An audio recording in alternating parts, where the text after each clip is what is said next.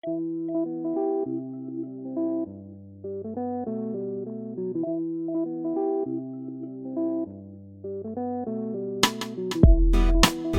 everyone, and welcome to the Rumcast. This is the podcast that talks all things rum with the people who love and shape it. Today's episode features an interview with Elisandro Gonzalez, co-founder of Dakabend Rum, which is a very interesting cane juice rum produced in the Oaxaca region of Mexico. And there's a lot to get into with that. But first, Will, what's up with rum in your neck of the woods? Hey, John, one thing I don't talk about all that often on the show is cocktails. I think you and I both, we're, primarily interested in rum from, just having it on its own. But I do like to make cocktails, a bit at home. And I had a rum cocktail last weekend. And I feel like this happens rarely with me where I make a recipe that I've never tried before. Okay. And am just absolutely blown away by how good it is. And I'm not ascribing any of the credit with this to, my own skills, but I just think this recipe is so good. It's such a great rum cocktail. And I really haven't had another one like it, even though it's a riff on a common rum cocktail. And it's a recipe from one of our past Rumcast guests. It's a Shannon Mustafer recipe. Okay. And it's a cocktail called Tour Le Carbet. And I believe Le Carbet is a town in Martinique. So you can probably guess this is a cocktail that features rum agricole, Sure, right. or cane juice rum. And it's a riff on another cocktail called the Royal Bermuda Yacht Club, which is a riff on the daiquiri. So basically, I think you could call this a daiquiri riff. And I feel like everything goes back to the daiquiri. I don't know why. I just feel like there's that kind of route. Well, not everything, but a lot, right? It's a pretty common cocktail template, Right, and right. even, you go across to other spirit categories like gin, like a gimlet is basically a daiquiri with gin, or a margarita. Kind of margarita is basically a daiquiri riff, but with tequila instead. Right. And this cocktail, so I'm glad you brought up margarita because it has, depending on the recipe, a lot of margarita recipes have orange curacao, or triple sec in them. And so does the Royal Bermuda Yacht Club. That cocktail is basically 2 ounces of rum, 3/4 ounce falernum, 3/4 ounce lime juice, and 3/4 ounce orange curacao. So this cocktail is a riff on that. But the key ingredient to this is something called suze, which is a French aperitif made from gentian root and other botanicals. It's very, very bitter. The reason I bought it originally wasn't for this cocktail. It was because I really like Negronis, and there's a variation of the Negroni called a white Negroni. And instead of Campari, you use suze. And so I got it for that. But then I was looking up, I got to find other drinks to use this semi-obscure French aperitif in. Yeah, I've never even heard of this. You're shaking your head. How do you spell that? Is it Suze? Okay, got it. I was thinking like almost like sous, like French, like sous vide. Type of thing. No, so SUZE. Okay, so it's like Suze, like hey, it's like a cool girl name. I guess so. Yeah. Okay. Yeah. Exactly. What's up, Suze? Yeah. So anyway, the drink, Tour Le Carbet, it's 2 ounces rum agricole blanc, 3/4 ounce falernum, 3/4 ounce lime juice, and a 1/2 ounce of Suze. So again, like I was saying, it's very bitter. It's got some savory notes to it. It's earthy. It's kind of floral. It's a really powerful ingredient, and I think it might be kind of a love it or hate it ingredient. Kind of, it replaces Campari in a Negroni. Yeah, I know how you feel about Campari, so yes, you do. But the other thing that hasn't changed. It's the color of lemon lime Gatorade, and it turns any drink into that color basically, which is pretty like interesting. Absinthe type of. I think of absinthe as that color. It's actually I have Shannon's book right here, and I'll show you the picture. I don't know how good the colors will come through, but it's almost like a neon yellow. Yeah, it looks irradiated. Exactly. Yeah. Yeah. Yeah, it looks like the beginning of The Simpsons, how Homer works at the nuclear power plant, and the little piece of plutonium goes to his shirt. Yeah, it's like the color of plutonium in The Simpsons. So anyway, I don't know what's going on in this cocktail. I think it's just how well the suze and the cane juice rum play off of each other, but absolutely blew me away. It's like one of the best daiquiri riffs I've ever had. I want to try it with every cane juice rum I have in my cabinet now. And I had to give it the recommendation on the podcast because it's one of those drinks that, unless you go out of your way to buy a bottle of Suze, you'll never make it. And I don't know that there's another ingredient that really replicates exactly what that does. So if you like daiquiri riffs and you like stuff that's a little, complex, a little bit bitter, that kind of thing, definitely get a bottle of Suze. I think it's about $30 and it is worth it just to make this one drink. It's so good. So I just had to, get that recommendation out there at the top of the podcast, give the shout out to Shannon. And honestly, this is a cocktail that I would love to try Dakabend in as well. So it all ties together. I think any cane juice rum that has, cane juice rum in and of itself is kind of bold, has a very distinct taste. And so I think Suze is also in that bucket. And so they're kind of like big enough flavors to coexist together. So I think you could try a lot of different cane juice rums in this and have a lot of fun with it. Yeah, it's funny you mentioned cocktails. I was actually also recently looking for a bottle of green chartreuse after you mentioned that it's impossible to find. Yeah. And because that drink that I had in Manhattan recently had green chartreuse in it, and I wanted to try to, recreate that, even though I would probably do it terribly. But yeah, I can't find it still. I've been to multiple places, still can't find it. And even if I do, apparently it's going to be very expensive. So yeah, I guess I'll have to just give up on that. There's some other replacements, I guess, that people have mentioned that I've seen, but I just don't know if it's really a 1-for-1 replacement or if it's just, that'll do, pig. Yeah, I've always read, I've never tried something to substitute for green chartreuse, but I've always read that it's pretty difficult to and it's like you can get something that's like you can make a drink where you replace it with something else. It's good, but it's not necessarily like a real replacement, Right. Yeah. So I guess I would still try it if I can find it, or maybe I can find one of the local bars here in Miami that might have it. Yeah. So that I can see. But it's just I'm trying to explore a little bit in that area cautiously. Spread your wings a little. Yeah. Well, I made some drinks for people here at the house, and I actually had some people like them, like rum old fashions and such. So I'm not ridiculously bad at it, but at the same time, it takes practice, and so we'll keep going with it. Yeah. Well, and that's the other thing I like about this drink is it doesn't require you to make anything. Like, it has fresh lime juice in it, but other than that, everything just comes out of a bottle. So you're not having to make like a homemade syrup or anything. So it's I feel like it's pretty decently replicable if you can just measure things properly and you use fresh lime juice. I like making the syrups and stuff like that, but here's the problem. Because I don't use it very often, I feel like I make the syrup, I put it in the fridge, and then like, throw it out flash 2 months forward. Later. Exactly. Yeah. And then I'm like, damn it, I spent all this time and money to make this and never used it again. Yeah. I guess I need more people to come visit. I guess so. Well, anyway, on that note, what's going on with you? Oh man, it's been an incredibly busy week here, and for many reasons, I think, in Miami. But so, I did want to share with everybody that unfortunately we weren't able to make the scheduling work for Elisandro with me. So, Will, you're carrying the load this time in this interview, and solo pod. Yeah, just so people won't be shocked and be listening for me to jump in, and I don't. You're strangely quiet on this interview, John. I don't know what happened. Yeah, I mean, I'm incredibly sad to have missed it because I think Dakabend is super cool, and we both of us, we prep by writing questions, and I wrote a bunch of interesting questions. So Will, you'll have some of mine, and again, I'm sure you'll do a great job with getting all of those out, and so I look forward to hearing it afterwards. But I did want to talk about one thing, since I'm not going to be as much in the interview, and that is something I saw on social media pretty recently. I wanted to talk about this new release from our friends over at Mount Gay in Barbados.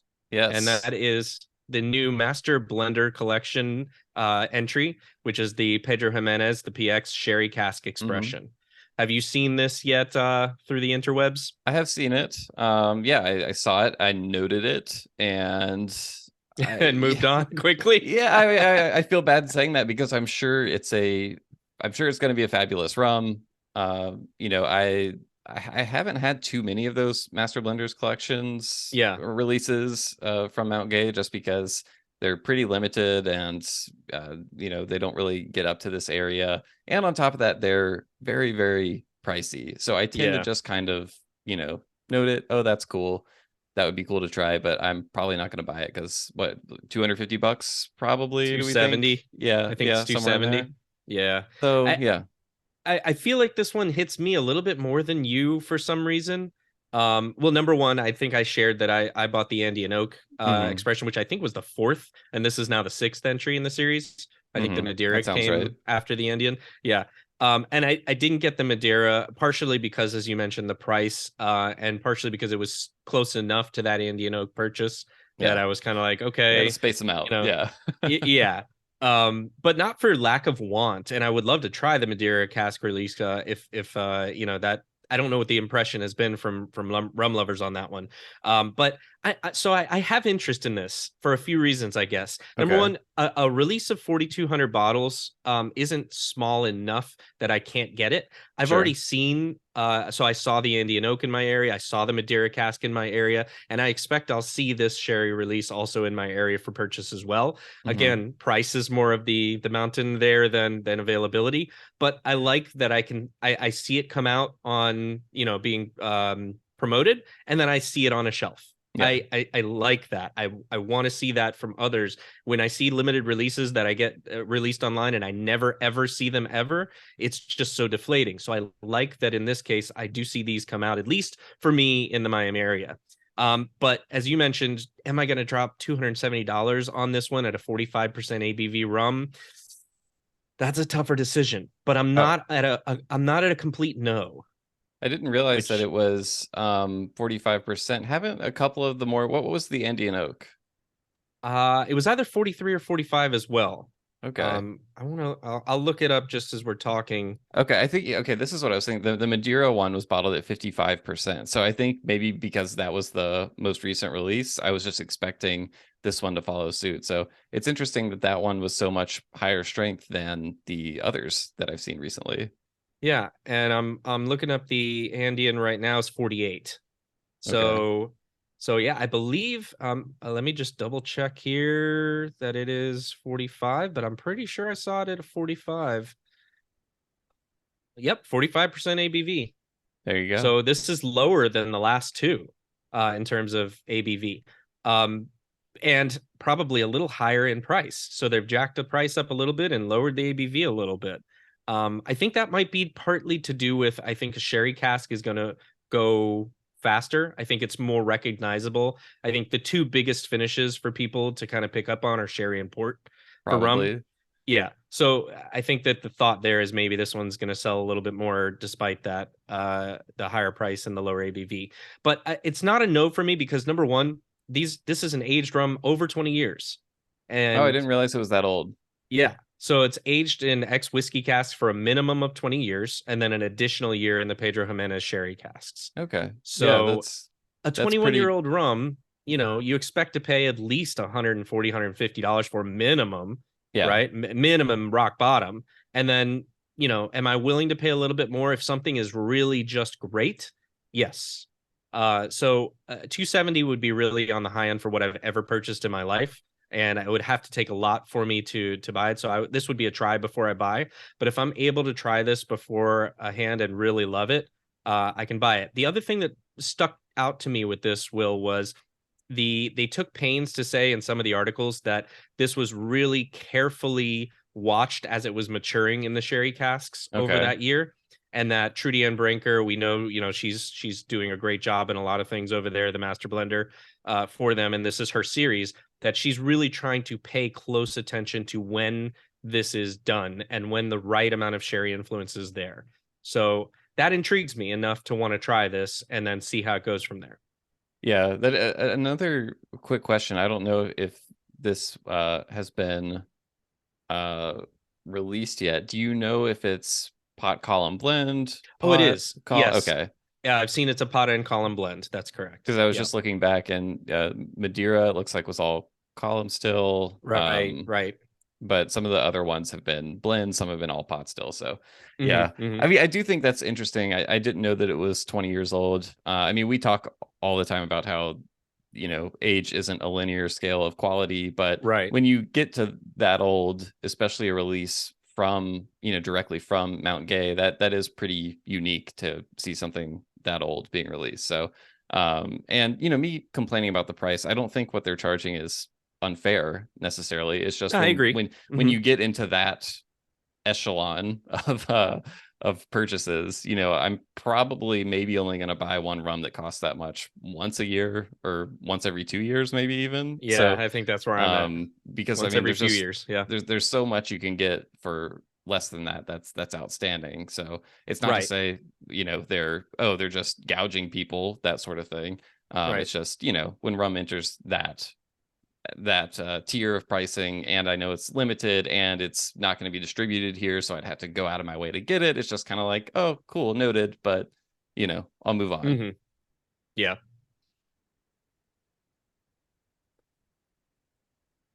I think maybe transition into the interview. I'll see what I can do to jump that way. Okay. I can pick it up because I have some stuff I'm going to mention. Okay.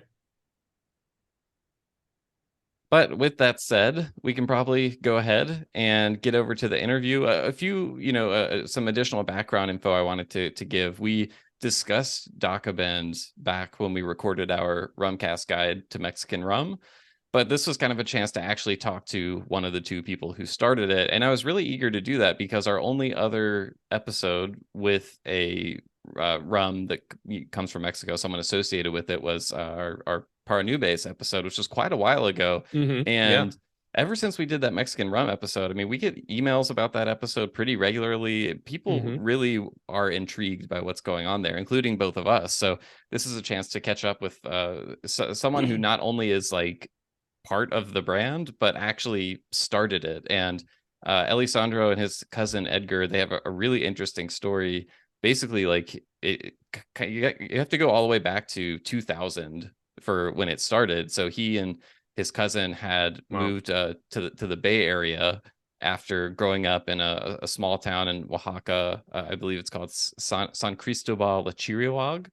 And it was kind of their dream to do something that could bring more opportunity, more jobs back to where they grew up. And so Edgar comes up with this idea to make mezcal. And again, this is around 2000. So I know mezcal is like everywhere right now, but back then my understanding is, I mean, outside of Mexico, not that many people really knew anything about it. It was nowhere near what it is today.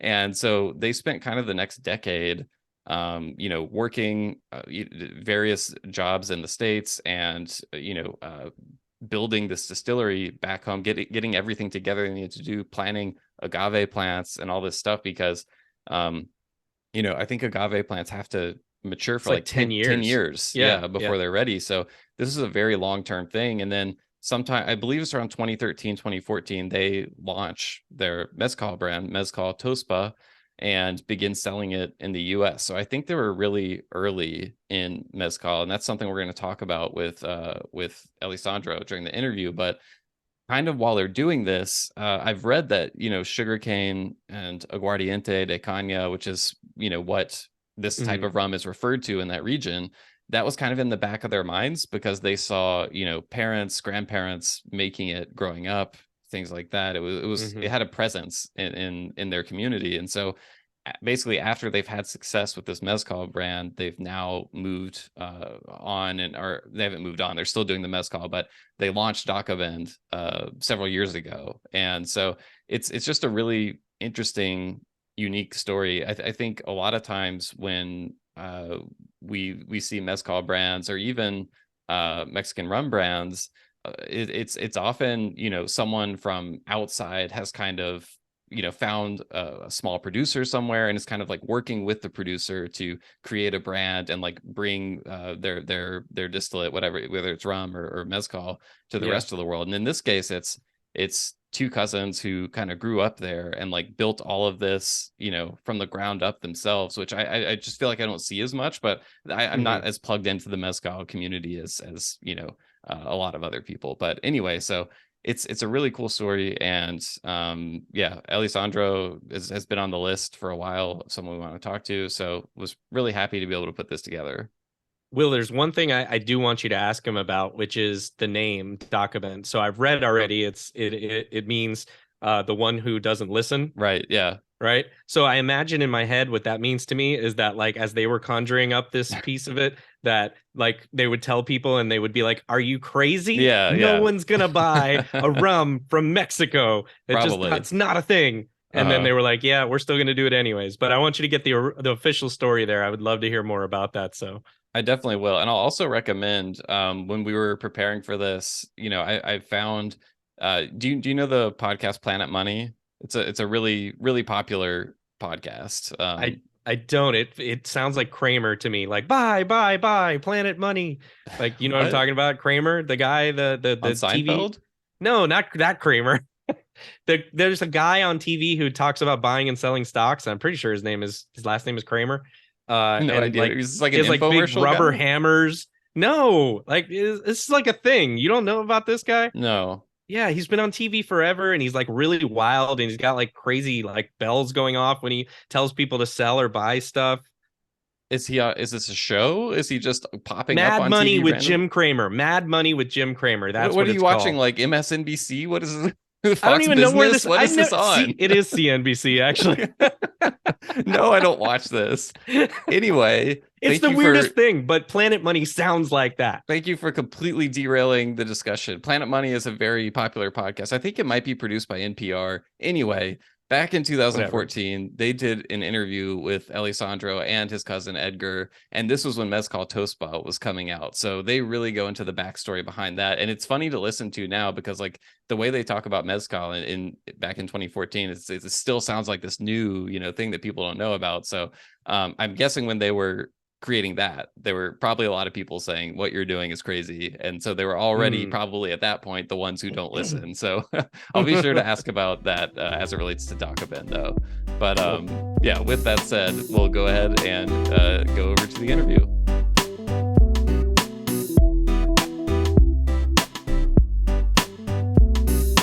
All right, we are here with Elisandro Gonzalez Molina, co-founder of Dakabend Rum, Mezcal Tosba.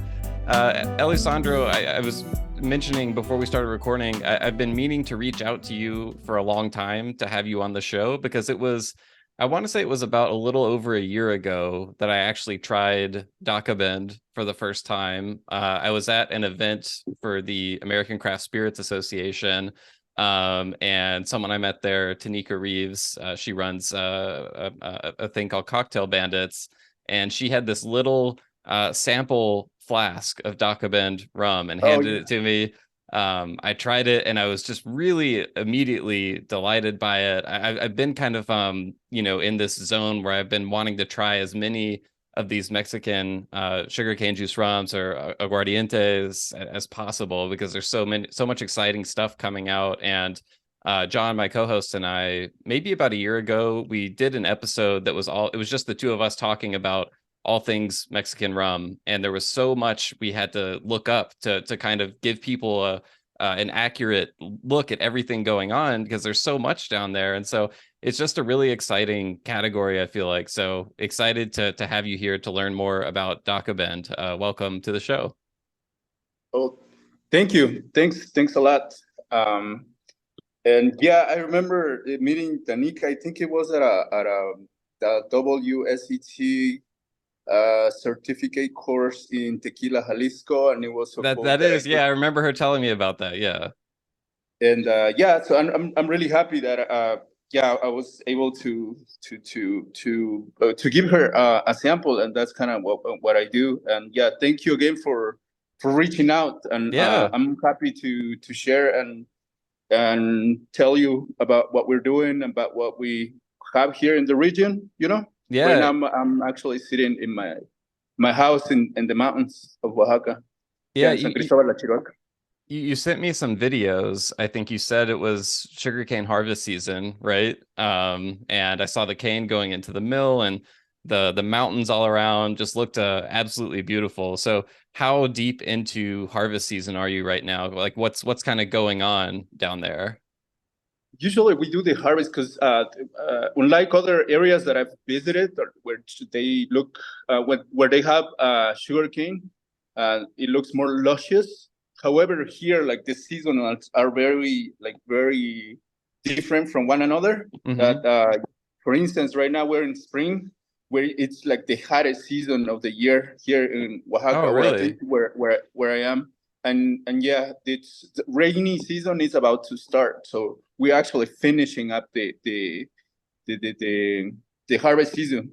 And typically it starts from December all the way to June or late May, depending on how much sugarcane you have, how much you want to work, and how much you want to produce. But yeah, typically you take advantage of the hot season where the sugarcane doesn't have a lot of water in it. Yeah, I know from talking to people who work with sugarcane and rum production that rain can really mess things up when you get too much of it. So, how many harvests is this for you now for Dakabend related stuff? Dakabend, this would be our third season.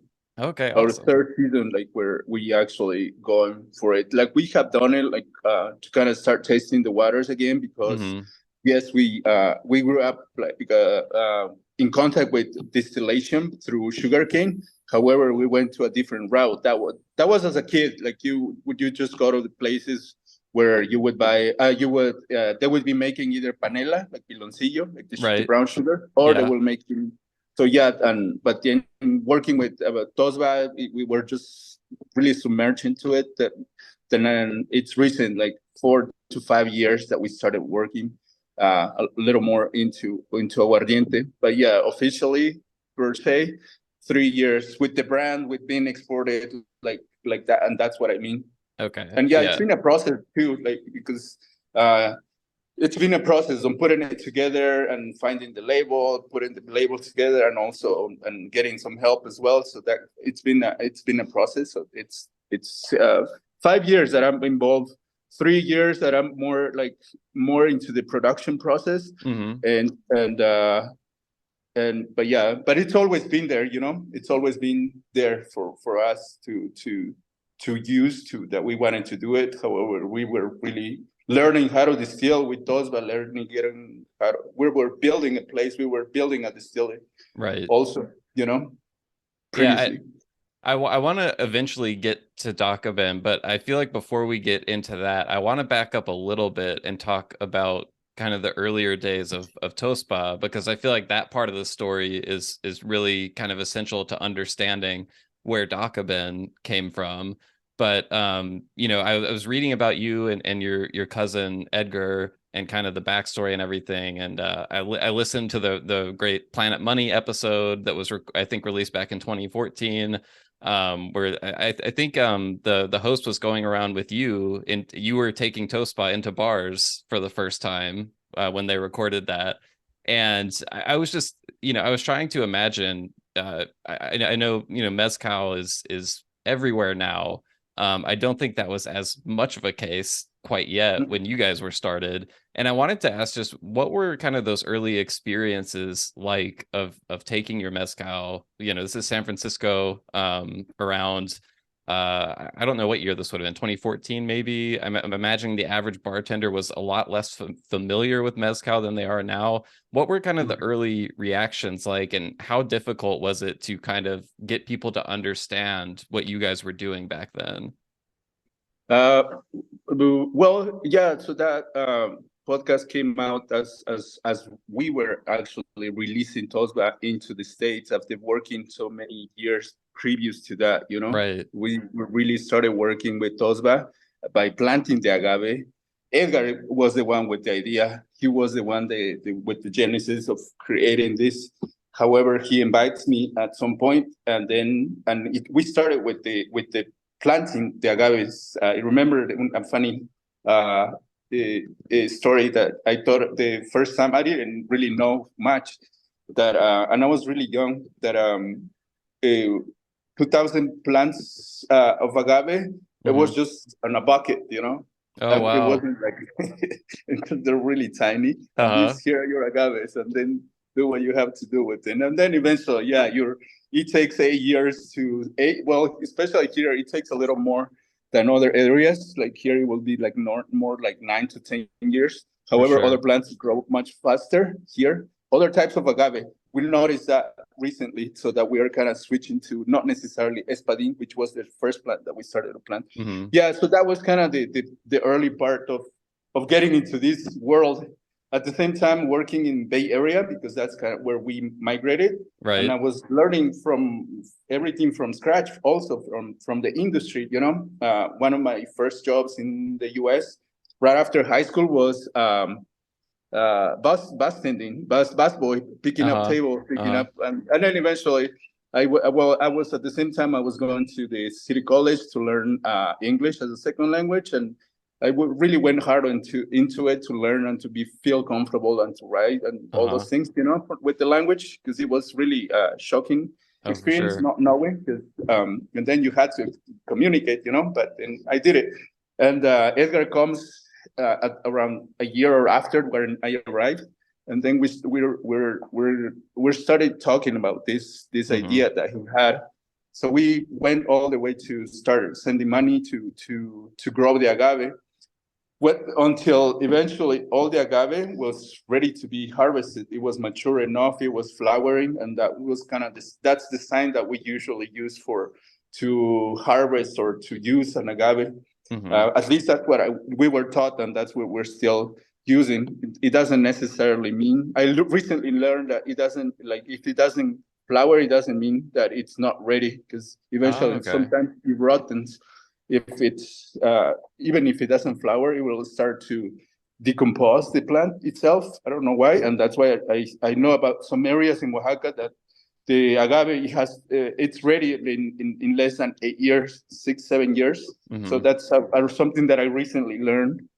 Anyway, so yeah, at the same time being working on the industry, well, I also, a big difference that made in my journey, it's that I work at a French restaurant. Oh, really? A French restaurant where they would took me under the wing to learn terroir, the pairing, the appreciation, the small portions, the regions, and kind of their approach on how wine works for them, And so that was also really helpful a lot to kind of look into mezcal and being able to, so there are different plants of agave. So it's similar to wine. So you have your grapes, different agaves, different grapes, different regions. And not only that, the terroir, sometimes you're in the mountains, sometimes you're in the valley. And not only that, it stops there. You have vessels, different types of vessels. You have steels, you have clay pots, you have bigger equipment. And so that sort of world, like more like 4-dimensional, kind of just put it together as well to understand mezcal. And so that was really helpful too. But at the same time, we had the agaves ready, but we didn't have distillery. We didn't know how to make mezcal. And Edgar is the one that jumps into it, and then he's the one that learned how to distill, how to make mezcal. We hired a guy from the region to teach us how to cook the agave underground, how to build an oven. And meanwhile, I was in the States, like sending money to keep building, to keep funding the project. And eventually, where there were 2 stills, it was really modest tools that we had. That I went back to Mexico too. I came back to Oaxaca to go to business school. I studied because that also something I had, because I had migrated right after high school. So in back of my head, I didn't have a degree or anything like that, and I really wanted to do it. So I went to business school, international business. It's where you kind of learn like the trade and how borders, agreement work and that sort of stuff. The one thing I wish I learned more though was finance, because that's really key on this business. But eventually I learned it, but after many years, it's a different approach too that makes things much easier. However, all the marketing, the design, and all the, like, how do you present your product? That I learned well. So that was. So it took us a few years to kind of trial and error, fund the project, get the labels, get the permits, get the certification. Eventually, to the podcast where the one that you listened to, 2014. To be able to show a product and say, here is Mezcal Tosba. And At the same time, I had to go back to the US, where I was in this part of the process. Education, as you were mentioning, people were not really aware of what mezcal was. So a lot of it, we got involved in the early days of education, of pouring, sampling people one by one almost, or making small events here and there, or talking to bartenders and explaining what mezcal is, and always use that knowledge of wine to kind of make the comparison. So this is kind of how it is, and there's not a mezcal that you will like there until you find the one that you like, because there's so many flavors, that sort of thing. So that was really a lot of work was done. Like sometimes a lot of people would just say, like, I don't like this. This tastes like smoke. And even it still had the stigma or the bad name. Like even among my fellow Mexicans, they would say, like, no, what is this? I'm not I don't know, a drunk or whatever. Like it's like moonshine or something like that, right? Yeah, or something like, this is not good, it's too strong, that sort of a thing. So yeah, you had to deal with that on the early days, but we had this in mind, and we had this goal, and it actually helped a lot to the whole category, you know.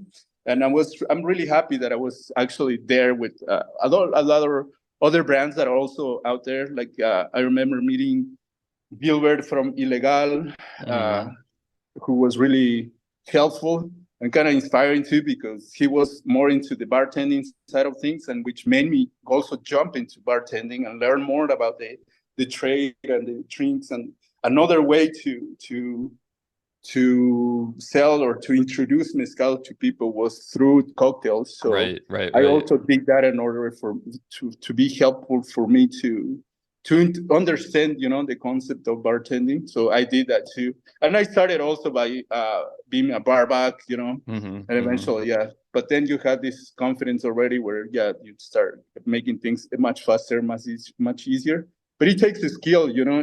I love my fellow bartenders as well, and it's hard work. Yeah, I feel like you've really seen this industry from just about every possible side and angle, you know, from bartending to you know, going out and selling the product, to creating the product, to creating the brand, all that stuff. There's like so many different skills that come into play. It's really amazing what you guys have done.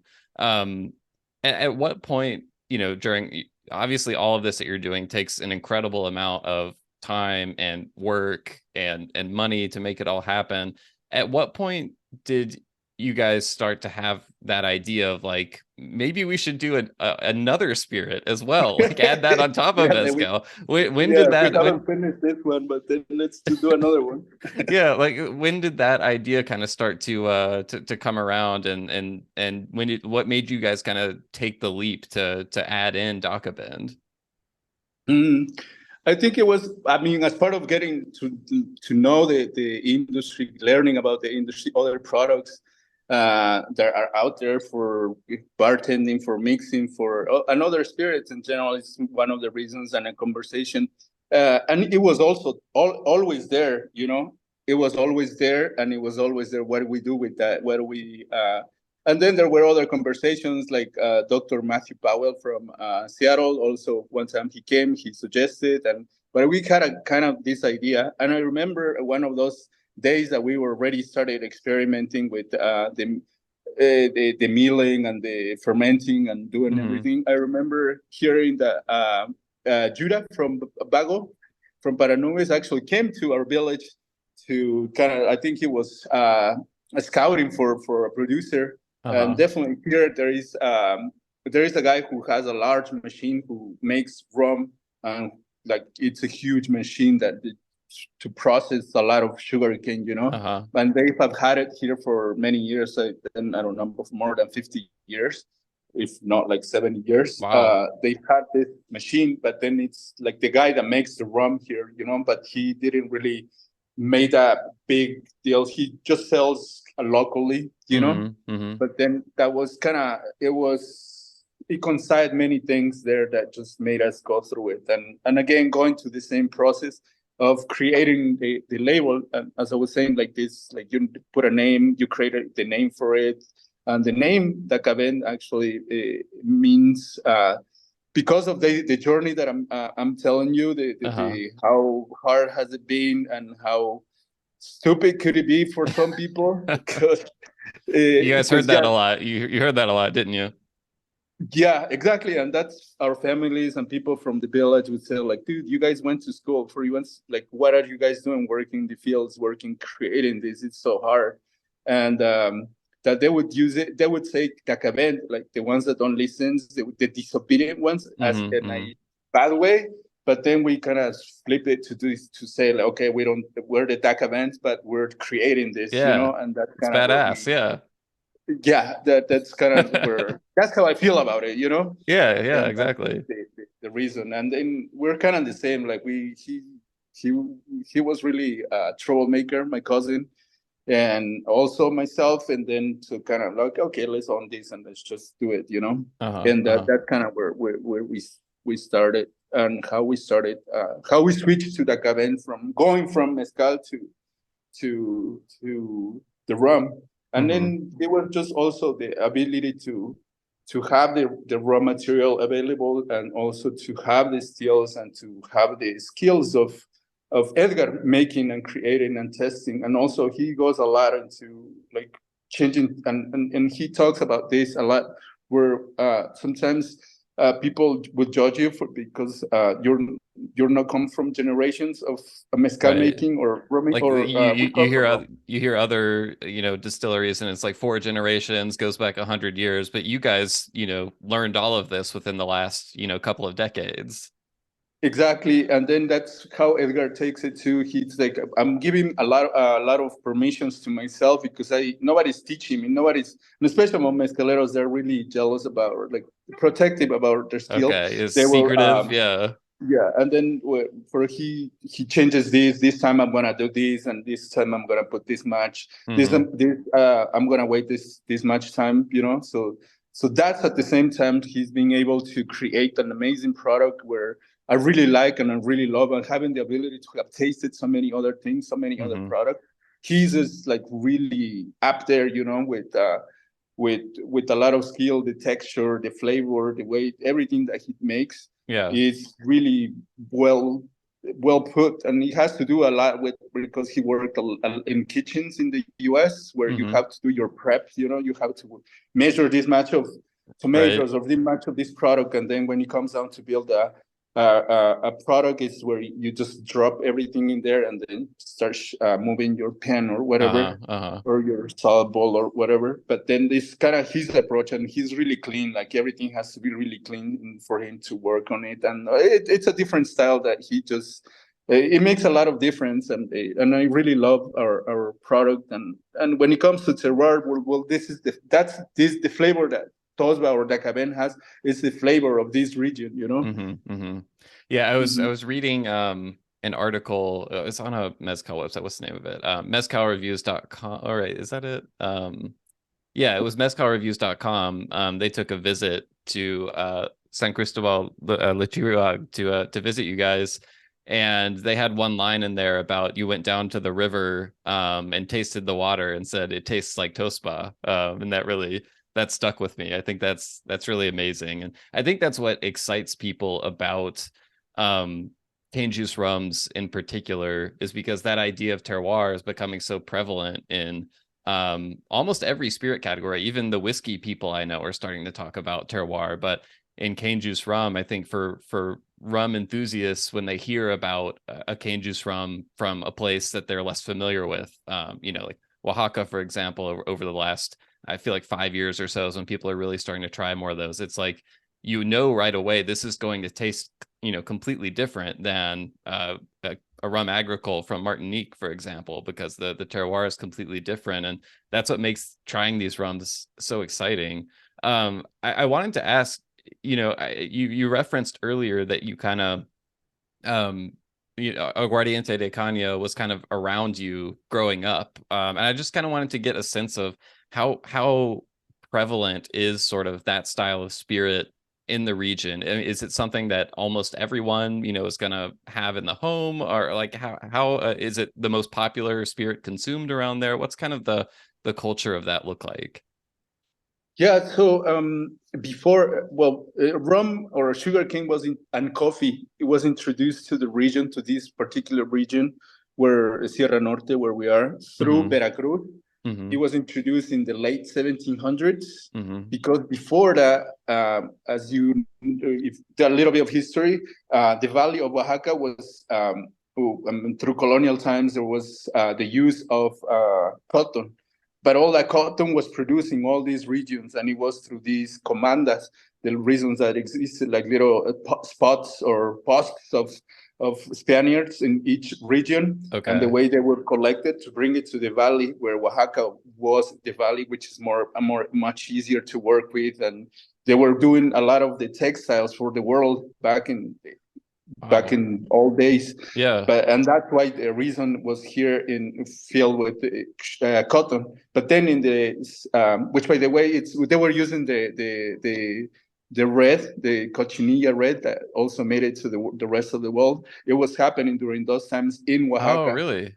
There is a documentary called The Perfect Red that talks about that. Oh, wow. The red itself and how Campari and it just went to the rest of the world, But anyway, going back to the region. So when that stopped, like because of independence, because of all these things, people were like really, it was really different. It was really poor in these areas where there is a story about a general that lived in Veracruz that was introducing other crops, other things for people to use.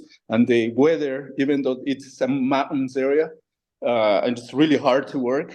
You're always like this on 45 angles. It's steep, yeah. In the pictures, it's I'm sure harvesting everything is really difficult.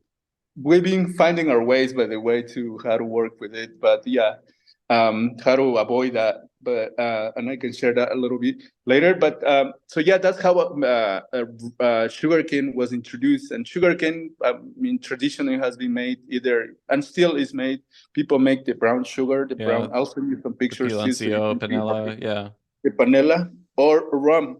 And the rum itself, it was always an in situ, like in place, that you will bring your meal, but it wasn't like. Also, the metal mills were recent introductions. Because before it was a mill pulled by a horse, pushed by people, and you were pressing the sugar cane to extract the juice. It's a lot hard work. And then so people would consume that either sugar cane and also the aguardiente. They would consume aguardiente. Also mezcal. Agave, but agave takes longer to make. And then in the 50s, 60s, there was a lot of migration from this region. Also, that the agave production, agave mezcal making just disappeared. And kind of we were the ones to, at least in this region, there are other villages that they still made it, but it's still, but then, for instance, they don't have a lot of water, so they can't really grow much of our sugarcane, so they can't really make much of our aguardiente. However, in this area, there is more water, there is more, the climate is more for it, so that's why people, would use that. But yeah, at some point, people were consuming a lot of mezcal as well, but then through migration, like people start doing it, other products were introduced, beer, like for instance, and other things. So that's kind of like the story behind. Yeah. And then, so we were just talking about how, Edgar, kind of learned how to make mezcal. So when you decide to, start doing the aguardiente, is it just, okay, let's take what we've been doing with mezcal and kind of apply that production style to, cane juice rather than agave? What was kind of the process like of then learning, okay, we're going to add this whole other spirit category, we got to learn to make that? What was that process like? It came up naturally for him. I remember seeing him also he has seen more of the rum making himself, because my uncle Felipe, his dad, he was making and I was recently talking to him to how they were doing it too. They were really involved in making aguardiente. They will stay there for months to at a place, at a field, like, because that's what they had to do, people will come and bring them supplies or things like they would need, but they would be there like 24/7 at a place, like cutting the sugarcane, like milling and all that, the fermentation. So he had seen that a lot before, more than me. And but then at the same time, having seen it and being able to make it, he definitely, the route was mezcal making, the way the mezcal was processed, like paying attention to your it starts, the rum making starts with the fermentation process, where you start putting a lot of attention to what's going on, what could change and what could go wrong, because it could go bad, your sugarcane juice, if you don't pay attention to it. But it started also with the way you cut it. Like, it has to be fresh, and you don't let it sit there for a while. You start fermenting right away. Like, when that's a really healthy fermentation, the one I sent you. In the video. Yeah, it's moving a lot. And then, that was the approach, and all the way to the way you distill it, like how long do you distill it, and how much you pay attention to the firing of your stills. So that's that was definitely the way it was approached. It was a combination of knowing how to make it, and also applying what he would do with the mezcal, and also adding things here, there, some tricks for the fermentation and for the milling. And recently, for instance, all that heavy work that happens sometimes we bring the meal into the mountain, and then we hose it down all the way. So it's within, and we do really quick, and then we put a truck down by the road, and then it just hose down the juice, and then we bring it to the distillery. Okay, so then nobody's carrying like these big loads. Well, we do sometimes, but it's heavy. It's scary though. Sugarcane, it's really heavy. Yeah. Like a roll, it's like 50 kilos. Like, and then the guys here are like, they will put more for you, just for you to carry more. So what you're saying basically is that, I think the way people picture this process a lot of times is people going out into the field, cutting the cane, then loading the cane up into a truck or something like that, driving it to a site where the mill is. But you're saying some of the time you guys are taking the mill out there into the field and juicing right there, because it's easier to just transport the juice as opposed to taking all these big, huge bundles of cane with you. Exactly. And then it's combination, sometimes depending on where the thing is. But it's definitely much easier for us to do that instead of because also the other way is you bring your still into this, to where the thing is, to where the field is. And that's how it usually typically is for making panela or back in the day, that was how they did it. Like my grandpa, they would bring the steel into where they will mill, and they will do everything. And that's what I mean when they would stay there for a month or 2 months because they won't have to be moving around, and then they will, if anything, that's within short distances to be put in there. Yeah. Do you have any producers there who make rum from panela rather than juice? No, I've heard of it. I think I've tasted. No, I don't think I've ever tasted one, but I've heard in another region of Oaxaca that they would do that. Okay, yeah, I've heard about it here and there, but haven't seen that many examples of it. Outside of Mexico at least. So then, we've talked to some of the guys from Paranubes. We had one of them on the podcast, and I know there's some really interesting approaches to fermentation in Oaxaca, and I'd love to kind of hear what the typical fermentation process looks like for Dakabend. It's something that we call continuous fermentation, and what that means, it's, well, if you don't have like a yeast going on, either you could go to a friend, if you can get a few jugs of the yeast or something that fermentation that it's already working, then you can start right away. However, if you don't do that, like the way we would do it, it's start by little amounts of juice to start fermenting in it, and then start adding it adding more in a big container and start building all the way to a huge container. Like, I don't know, like the containers that we use, it's about 10,000 liters per container. And then once you have that going on and working and really healthy, then you start putting other parts on different other containers and use that to start feeding your fresh sugarcane juice until eventually you have enough that you can start filling up your stills and replacing it with fresh pressed sugarcane juice. And with matter of a day or two, depending how much you take, it should be ready, So it will be typically depending on the amounts that you take from each container, it will be ready in 24 to 48 or 72 hours, your fermentation. But then you're working already with different bats, different containers, and you can feel like you can start distilling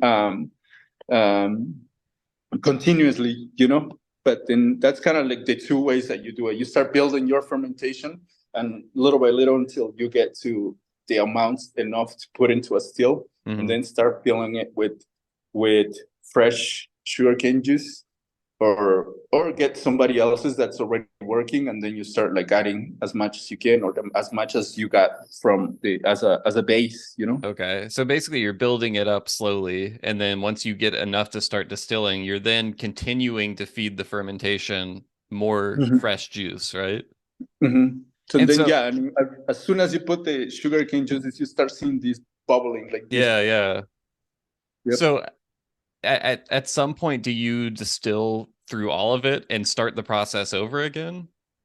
Usually you do that for the whole season. You don't stop it. So it's just one continuous fermentation for the whole season. Wow. Yeah. Otherwise, if you stop one day, like stop milling, well, it will die, and then or it will go bad, and then you have to do it again. And so this is all natural yeast. Are you introducing cultured yeast or anything like that?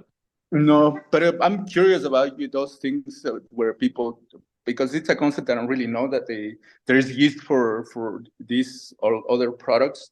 But I'm really curious what it would do, just to see what it does. Yeah. Or what. So then how, you may have mentioned this earlier, how many months then is that continuous fermentation going for? Like how many months out of the year are you distilling basically? In our case, it varies, but it will go from, it could go for 6 months if you want. Okay. And do you notice, does the output stay pretty consistent, or as you're going through, because the fermentation is, I'm guessing at some point it hits a baseline of consistency, but you're constantly putting in new stuff. Does it ever change at all throughout the process in terms of, the flavor of the end product, or is there variance at all throughout the season? That I actually haven't really noticed, to be honest. I have the one thing that we focus a lot on is making sure it's alive. That it's alive, that it's keep going. It's working. I haven't really tasted the product, because sometimes what you do also, it's you just do the first distillation and just to get it out of so get it's stable. Yeah, it's stable, exactly. And then when it's rainy season, then you start doing the second distillation. It's raining, and start doing second distillation. So that's something that I definitely will look into, and I can later give you an answer of how that exactly works. Because sometimes we leave a lot of first distillation to be distilled during rainy season. So that because it's raining, you're still busy, you're still like doing something. Yeah. No, I know some distillers in New Orleans who do something similar, because they have a short harvest season there. It's about 3 months, and so a lot of times they'll just try to knock out that first distillation, so it's stable and they can finish it later, so they can keep getting through all the cane and everything. In terms of the Can you tell people a little bit about the stills that you guys use? Because I know you mentioned there's a variety of different still types that can be used for mezcal. And if I'm remembering correctly, you use the same stills that you use for Tosba for Dakabend, correct? Yeah, we will. Well, that was the very first batches that we did. However, we recently installed, like in this year, we installed two stills. Okay. There is my friend Stefan, who joined the team, and also he's been getting involved also. And then we built kind of a new place for Dakabend itself. Cool. Okay. And that's what we're using, and it's a really cool place. I'm gonna send you more pictures. It's really pretty. And also another guy whose name is Rogelio. He's from here. And he's also joined the team to kind of do, because it's a lot too. Like you're doing mezcal or making rum, and kind of like to have more hands. And so, and this is the first year that we're actually doing, because it was recently built at the end of the last year, and then we had to put it to work and test it, because it's a different thing. Right. So making sure, and also, kind of the whole process. Also, same as this new way that we're milling, like we're hosing down the juice and all these things. It's like a puzzle that we're still putting together to able to. But so far, the rum that I already tasted from this season, it's really amazing. It's a bit different from what we had, but it's really good. So because we're paying attention now, it's more on its own. Like it's not involved with mezcal. Mezcal is in the top part, and we built this in a lower part. And yeah. It's a whole process. It's something that's going on. That's changing, but definitely I will. It's changed. We feel more comfortable by making it, and the first batch, the second, I feel like it's more interesting, and the third, it's getting more interesting. Just like we did with mezcal, you start noticing certain things that you you start like sticking to. I think that's one of the things that can be really cool from an enthusiast perspective of kind of following the journey with newer distillers, is kind of seeing how everything evolves, as you guys have more time working with it and adjusting and growing and everything. So the stills that you have, Dakabend has its own stills now. Are these pot stills? Is it direct fire? What does that kind of look like? Yeah, it's copper pot, and also it's fired by wood. Okay. And that's kind of what we're using. And then on the cane side of things, I think I read you're using one variety of sugarcane called Kaba. Is that correct?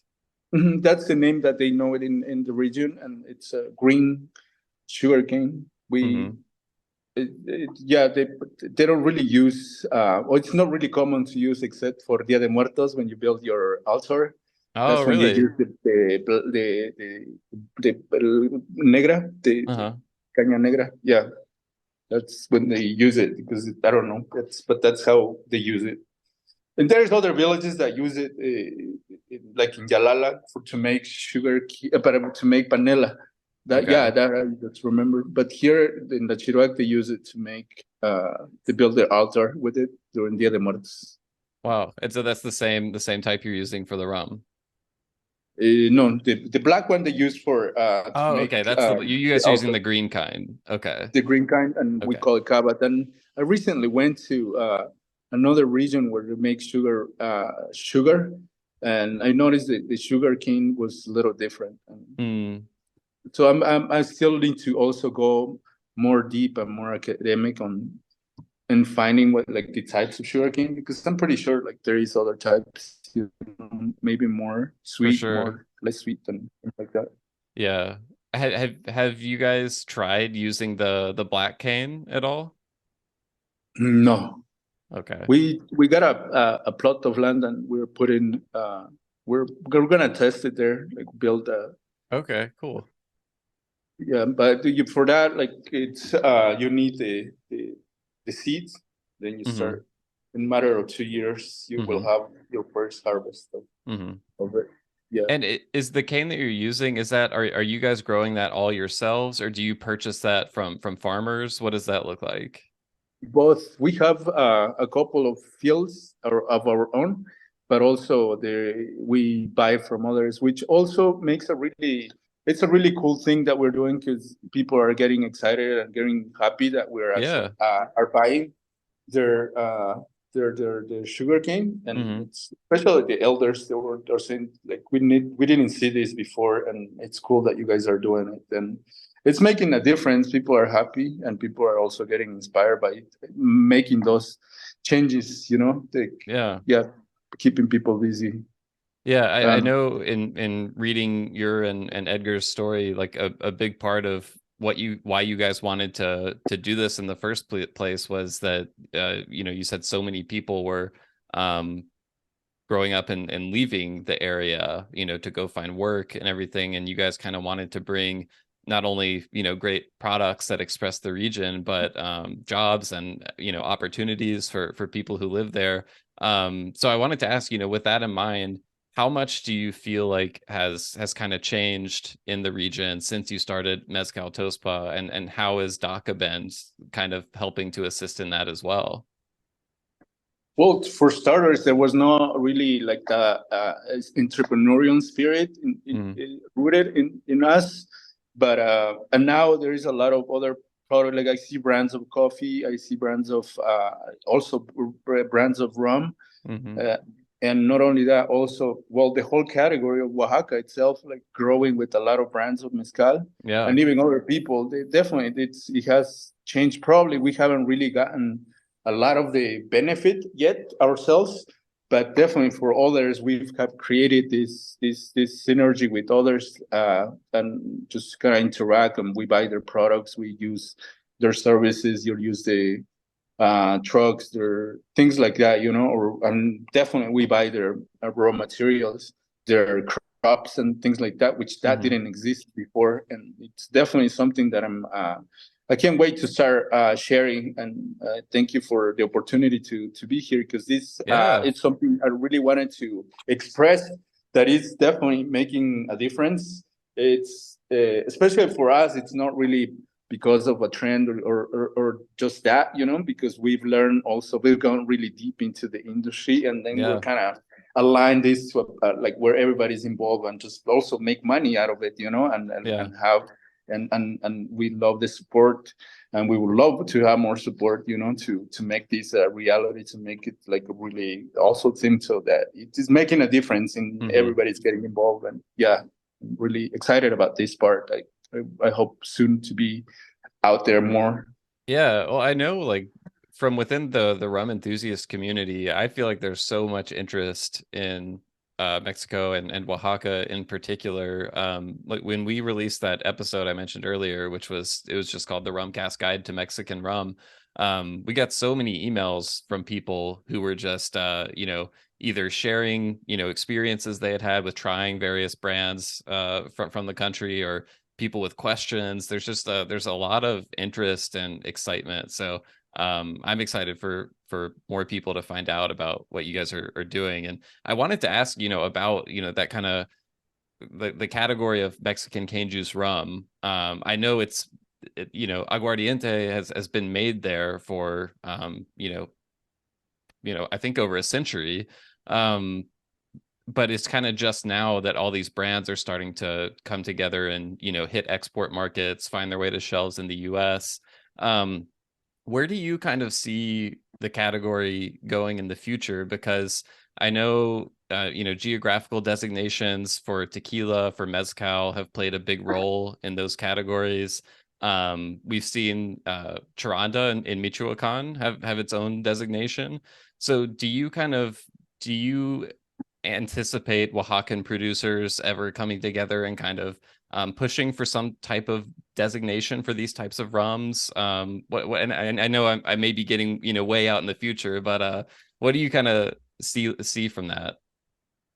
Well, that's the goal, definitely, at least for us, to do something like that. And the experience also of meeting people like Francisco Terrazas, where he also sees the need of joining forces, of being ourselves together to and I really appreciate him too, because he's reaching, has reached out, and we definitely still need to put some seminars, something together in order to share these exactly the things that you say, like how Aguardiente has been here, has been consumed with its ups and downs, where sometimes it gets the same reputation like Mezcal. However, there are really good products, really good producers, really good distillers, and really high quality products that it's worth making drinks or exploring it on its own, because if it's really well made, you can just like sip on it and just kind of appreciate everything on it, and it will give you like the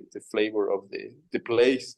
But and also, it's an opportunity for others too, that I think have seen, people have seen that it's following a little bit of the route from tequila to mezcal, and then it's a spirit that exists.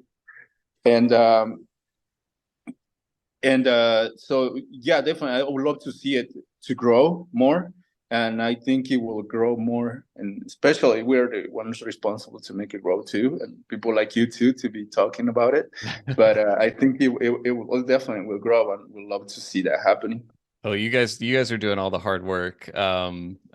Francisco is great. I'm glad you mentioned him. He's we had him on the podcast maybe a couple of years ago to learn more about Para Nubes, and I remember he recommended this book to me. I believe it's called Sugarcane and Rum, I think is the name of it, but it's basically the history of kind of sugarcane in Mexico, because there's so much about that I didn't know. I didn't realize how far back sugarcane went, and so much, really interesting history. And like you were saying, this style of spirit isn't new. People didn't just start doing this. So it's really exciting. Do you think there's, like, when you're kind of looking at the category of cane juice rums in Oaxaca right now, do you think there's anything that category can kind of learn from the growth of mezcal and how popular that's become? I mean, there was an article on Punch with Emma Johnson. She writes about it, and how there's definitely has the opportunity. I think, in my experience, I'm not so happy with a lot of things within the norm of mezcal, how difficult it is. And I think definitely we shouldn't be repeating those mistakes, or whoever, or if that's somebody else's part of interest, I don't know. But as myself, if it comes down to putting a framework, or a law or something, or and learning from a lot of other denominations of origin, it's the opportunity, learning from a lot of other denominations of origins, especially the Mexicans, and see which ones can provide and make things more productive, more efficient for the producers themselves, Right. I feel like that's always kind of the question with denominations of origin. It's like you want to create some sort of framework to make something defined and distinctive, but then at the same time, sometimes you give up flexibility, freedom, creativity, things like that in the process. Is there anything specific that you think rum should look to avoid in kind of, defining itself? That's a more interesting question to think of. To avoid putting you on the spot a little bit, because I'm so involved into the process and putting it together that this kind of reflections sometimes they come to me at night, but before going to bed. But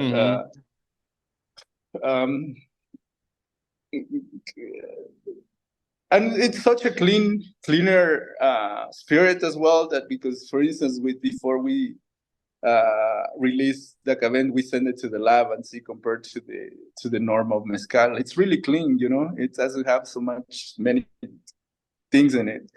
That that's something that I could say, but I could refer to. But I guess it's so more of that's like a chemical analysis. Okay. To see where we're producing, what we're creating, Gotcha. But to avoid and to say what the rum should avoid, it's, I guess, just take the positive from mezcal. I don't really can think of something really. Yeah, so that it's great, that it's a little less time that it takes, and it's less invasive. Let's for sustainability reasons, let's consume more mezcal. I mean, more aguardiente, because it's much faster to grow, and it's less of a heavy, crazy carrying job for the maker. And I'm thinking, and also I think also it has more in terms of cocktails, or it has more flexibility. You can go so crazy with it too, and so it has more room to do, like, especially rum agricole, especially this kind of aguardiente de caña. You can make so many things, and especially for bartenders, it's where you can just make magic with it, So I love putting a good bottle of cane juice rum in a bartender's hand, because they can do amazing things with it for sure. I think somewhat recently, correct if it wasn't recently, correct me, but you released a 4-year-old aged bottling of Dakabend, and I'd love to hear kind of what your aging program looks like, and if you plan for that to be a big part of Dakabend going forward. What other types of aged releases might we see in the future? Well, it's as part of growing and the learning path and the learning process of getting and creating Dakabend. It's also the aging part. We started this with 4 barrels that we had for use from bourbon, and somehow we got our hands into it, and we just kind of kept. It's warmer here, and I don't know if that's the reason that it keeps going the level. So you have to like add more spirit to it for the angel share. That we just had it there, As I said, we had this idea of making the rum. We started making some of the experiments, and we start filling up those barrels, and that's kind of where we got. But then again, we need the funding, we need the money, and where how to allocate your money, because especially for barrels, aging is expensive. It gets expensive. You need to invest a lot of time and money to get the barrels and just to fill it up and have your product right there. So but however, we were able to do that because we didn't have the brand yet. We didn't have the place to sell it, and it was just sitting there. And then every time we would make aguardiente, however, before the pandemic, I was able to move to New York, and there I was able to work at a distillery, Kings County Distillery. It's a whiskey distillery in Brooklyn. And the guys were amazing, like the distillers, the owners, the blender, mostly Ryan. He's the one who, because I had this background on mezcal, like smelling, appreciating different types of agave, he was really kind of take me under his wing, taught me a lot of things about how you like opening barrels and tasting, sampling, and going to create the blends and paying attention. And he will like really get us involved with Thomas and other guys to create that. So that definitely, it's in the back of my head that it was something that I had already experienced for like more than a year, working at a distillery, whiskey distillery, especially distilling. I mean, especially blending. Where you get to experience and how to build the profile, that sort of thing. So something that we definitely are looking forward to integrate and put together. And again, and this is an opportunity for me too, if somebody wants to get involved with financing and investing in this project, also it's open, because it's there. We are making it. We have the know-how, the experience of, and definitely it's something that could happen. And the one rum that we released, it was kind of with us, the tiny micro blending that we did, and one actually was sold directly as a single barrel to a club in New York, the Drum. Yeah, so they picked up a barrel for them and exclusively sold to them. It's a jewel because there's nothing like that, and it was really delicious. Yeah. To them, the drummers in New York, and so then they that's and then the rest we bottled on 750. But it's really delicious. It tastes like you can still taste the sugar cane, but with this blend of the wood and this cherry vanilla-ish nuts kind of. That's kind of where you get. But it's really delicious, and it's something that we're retaking and we're doing, and we're definitely gonna keep doing, because it's delicious, and probably talk to somebody else who we can do either through. You know how you start with small barrels or go for a bigger one. I don't know. That's kind of. Yeah, I know at Kings County, they use a lot of smaller size barrels, right? That's how they started in order to keep growing and to get to the 50s. Okay. 6 gallons. So now everything is in 56 gallons. Got it. I was there when we were start getting rid of the smaller, the 10, 15 gallons. But I think that's really cool that you were able to spend time up there and learn about blending and everything. I think we've already talked about so many of the things that you guys, so many parts of building this kind of business, so many different things you have to learn. And I think a lot of times when rum enthusiasts hear about, a newer producer, they're like, oh, when you guys going to start aging stuff? When's the age stuff coming out? And it's like, on top of learning everything else, like aging and managing the barrels and blending, like there's so many new skills that you have to incorporate on top of all that to make something that's really good. So it's so cool to hear that you're still out there, learning from other people and incorporating all that into what you guys are doing. It's really exciting.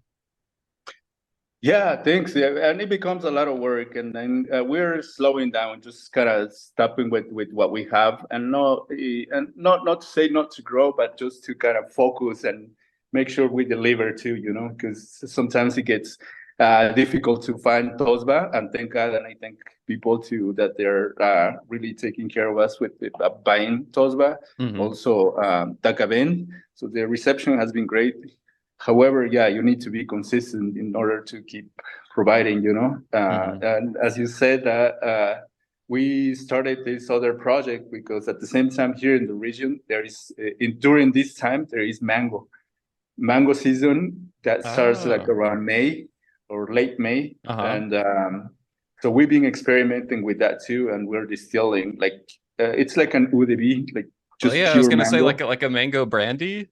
Mango brandy, and that's awesome. We're actually have like 5 tinas if we're going for more to be able to also. I need something that we already released. We already releasing and put it. Okay. Yeah, something that we would like to add to the products that we make, and using the products that they have here, because those mangoes just were falling on the ground, and it's again going to the same concept of learning how to. At the end, we becoming distillers. We're more of a and a lot of, and also the crew, the team that we have, the guys that work with us, they have gone through the same process of learning everything. So a lot of the guys also they know a lot of distilling, a lot of fermenting, a lot of all these things, and the crew that we work with, they're not even from this region. Sometimes they come from other areas that really work. Yeah. And then they rotate, and then people they rotate, like a team goes and then comes back. They stay here for 3 months, 4 months. Okay, cool. And that kind of I think in one of the videos you sent me from the harvest, I think there was one where I saw a bunch of fruits being gathered in kind of buckets. Were those the mangoes? Yeah, I think so. Okay. Yeah, that's great. I would love to taste some. I'll send you the actual pictures of the. I'm sorry to interrupt you. No. The actual containers with the mango, and then the amount of mangoes that and these are almost wild mangoes, or I don't know how to call them, but it's like these huge trees. I would love to taste mango brandy. I've never had mango brandy, but I love mangoes, and a good eau de vie is always great. So I'll have to keep an eye out for that. And then you can see again the quality of the spirit, like you can see it a lot on how consistent it is from Tosba to Dakabend to the eau de vie too, and not only the espadín mezcal, but other types of agave. Like it's very consistent, very elegant, really luscious, really velvety. Like there's like a signature that goes through everything, right?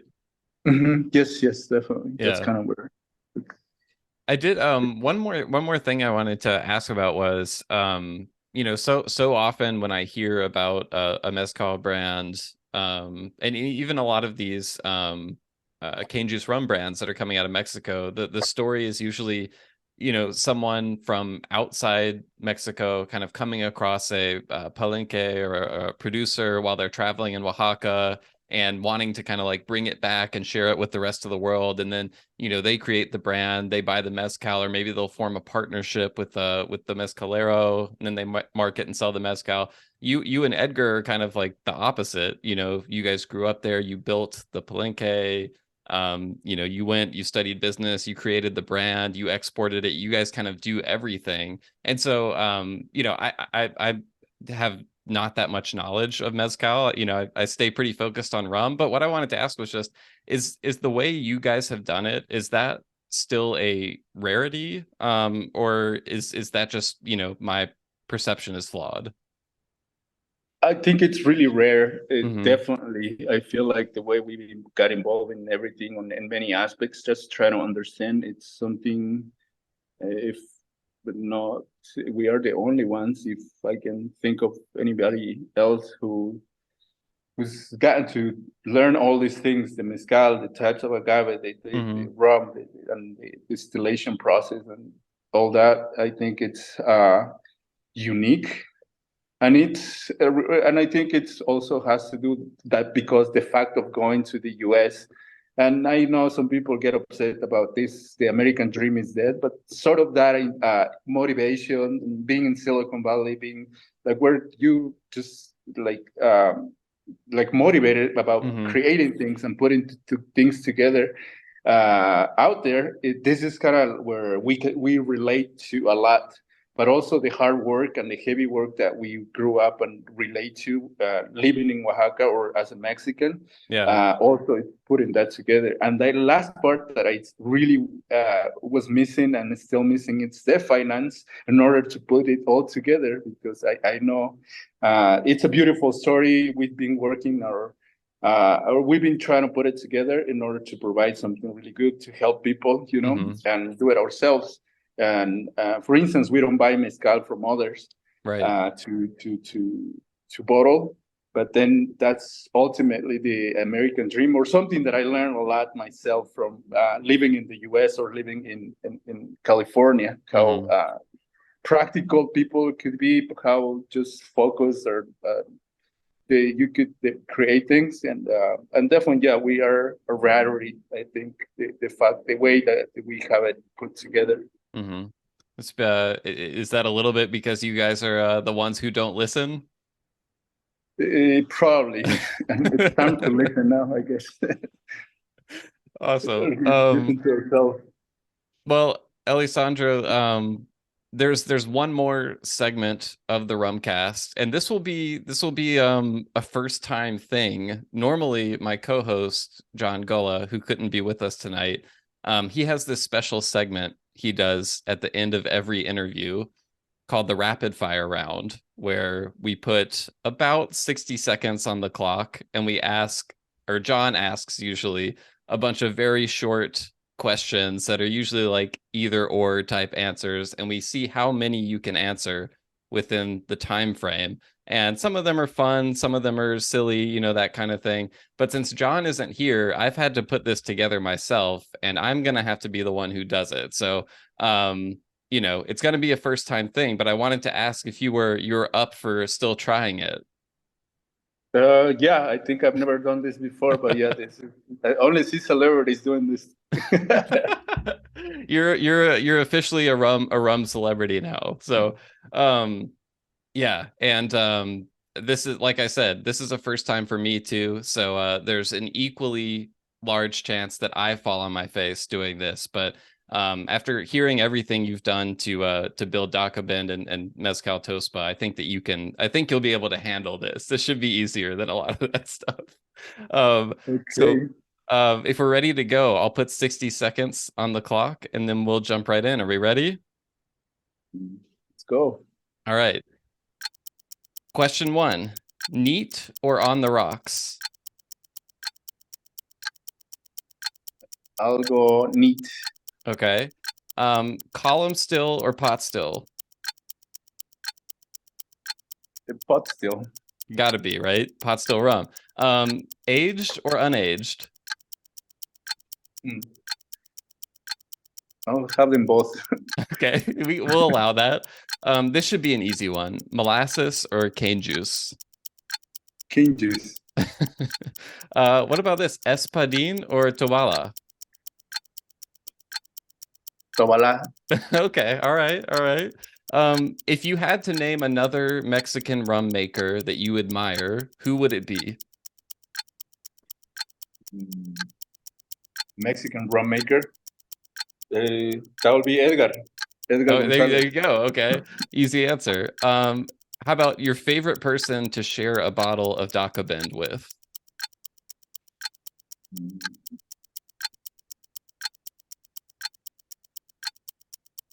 With Cami. Cami Ray Kenna. She's from Portland. Okay. She's my girlfriend. Yeah. All right. Okay. Great answer then. So as we know, Dakabend means the disobedient one, which friends and family used to describe you and Edgar. I saw a lot of pictures. You have horses there at the palenque. I wanted to ask, does the disobedient one, does that apply to the horses as well, or are they pretty good at following directions? These we've had. I mean, you have they're good at following directions. That's the answer. Okay, however, just to extend on to that, we had they recently passed away. That's why these two are really young and they're still growing. And but the previous ones, they both really were really wild. Because Malo, his name was Malo because he was just like walk through you like he wouldn't care. He would push you, and sometimes I don't know where he would try to bite you. Like you were like, and then Rojo, since he had an accident, he just became wild and he wouldn't come back to work. He would just run away because we had the river and we had a right. So he was really running wild, and there was a point that he just didn't want to like pull or work. Or so there's some Dakabend in the horses too. Yeah. Your favorite cocktail to make with Dakabend? I'll go with the classic. ¿Cómo se llama? Daiquiri? Yeah, daiquiri, yes. Yeah, can't go wrong with that. Okay, I've really been wanting to ask about this. So Mezcal fans will be familiar with the style of pechuga, in which an additional distillation that incorporates oftentimes a meat like chicken or turkey into the process. I know you've done some pechugas with Mezcal Tosba. What do you think about the idea of a pechuga rum? Is that good, bad, or crazy? It's crazy and it's good. Crazy and it's good. I like that. Yeah. Okay. And finally, last question. I read that the bar at the palenque is made from an old church altar. So I wanted to ask, what would be an appropriate prayer to say before enjoying a glass of Dakabend there at the altar? Salud. That's perfect. All right, that's time. You got through it, and we both made it. That was my first time doing that, so we both made it to the end. I think we can give both of ourselves a little pat on the back for that. Elisandro, thank you so much for taking the time. I know you're really busy down there in Oaxaca right now. You've got a lot going on. You took some time out of your Saturday evening to talk with us, so really appreciate you coming on the show. But before I let you go, was there anything we didn't get to, anything about Dakabend that you want to share with everyone before we wrap it up? I think we went through most of it, and most of all, I want to thank you for taking the time to do this interview. And I want to just say to everyone out there that yes, we're making a great spirit, and I really hope you guys in enjoying it. And please try to find them. Tosba is hard to get. Dakabend it's a little much. It has a little more distribution, and we can't wait to keep sharing you what we're doing. And also, if an opportunity, if somebody wants to invest, here we're open. So get a hold of Elisandro. Yeah. Okay. So I mean, we have a lot of product made, and we're just ready to share and to give it to the world. Yeah. Well, I know rum fans are really eager to try more of it, so we're really excited to see what you guys do next. But thanks again for coming on the show, and we look forward to seeing what comes next from Dakabend. Thank you. Thanks a lot.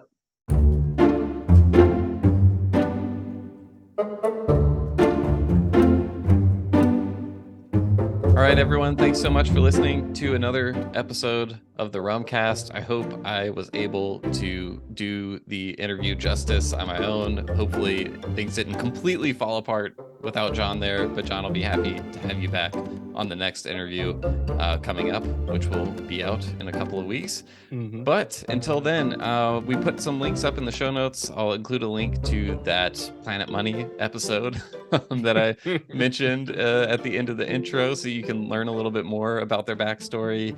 We'll put a link up to the Dakabend website. It goes has some good details, some photos, some stuff about their process, so some good info there. As always, we'd love to hear any questions, comments you have about Dakabend, other Mexican rums, very exciting categories. So you can send us an email, host@rumcast.com. That's HOST@rumcast.com. Or you can contact us via social media. John, where can they find us there?